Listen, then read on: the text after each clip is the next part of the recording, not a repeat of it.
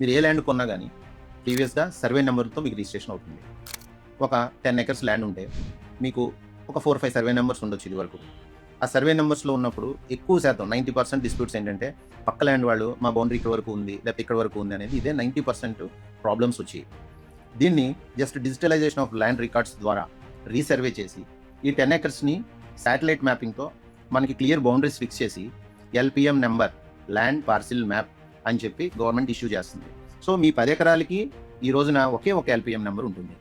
So ఇది చాలా ట్రాన్స్పరెంట్‌గా రేపు ఎక్కడా కూడా డిస్ప్యూట్ రావడానికి అవకాశం లేకుండా చాలా మంచి రిఫార్మ్ ఇది. భవిష్యత్తులో ఈ రిజిస్ట్రేషన్ ప్రాసెస్ కూడా చాలా సింప్లిఫై చేయబోతుంది. అంటే మనం సబ్ రిజిస్ట్రార్ ఆఫీస్‌కి వెళ్ళి రిజిస్ట్రేషన్ చేసుకునే అవసరం లేకుండా డైరెక్ట్‌గా ఆధార్ లింక్ అయ్యి ప్లస్ మన ఇంటి దగ్గర నుంచే మనం రిజిస్ట్రేషన్ చేసి సిస్టమ్ కూడా డెవలప్ చేస్తున్నారు. అది కూడా రాబోయే రోజుల్లో వస్తుంది. సో దట్ ఇవంతా కూడా ఎందుకు మనకు ఉపయోగం అంటే ఎప్పుడైతే ఇలా ట్రాన్స్పరెన్సీ ఉందో జస్ట్ లైక్ స్టాక్ మార్కెట్ లాగా ఎక్కువ మంది దీంట్లో ఇన్వెస్ట్ చేయడానికి వస్తారు, కంపెనీలు ఇన్వెస్ట్ చేయడానికి వస్తాయి. అలాగే దీన్ని రిస్క్ జోన్ నుంచి కాకుండా మంచి అసెట్ క్లాస్ లాగా దీన్ని ట్రీట్ చేయడం వల్ల ఎక్కువ ఇన్వెస్ట్మెంట్స్ వస్తాయి. సో దట్ ఎక్కువ ఇన్వెస్ట్మెంట్స్ రాగానే డెఫినెట్గా దీని అప్రిసియేషన్స్ కూడా రిటర్న్స్ కూడా పెరుగుతాయి.